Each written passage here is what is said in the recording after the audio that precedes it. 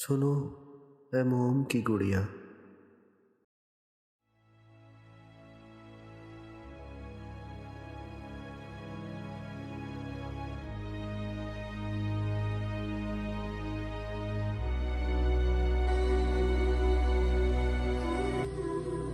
तुम्हें किसने कहा था ये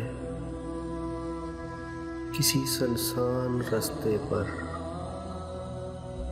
किसी अनजान चेहरे से जरा सी आशनाई को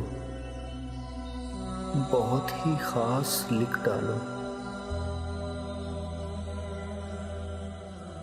कहीं दो चार बातों को बहुत प्यारा सा तुम दिलकश हंसी एहसास लिख डालो। तुम्हें किसने कहा था ये? सुनो ए मोम की गुड़िया। अब इस दौर के अंदर कोई मजनू नहीं बनता, कोई रांझा नहीं होता। कदम दो चार चलने से सफर साझा नहीं होता। तो इन बेकार सोचों पे सुनो, रोने का डर कैसा?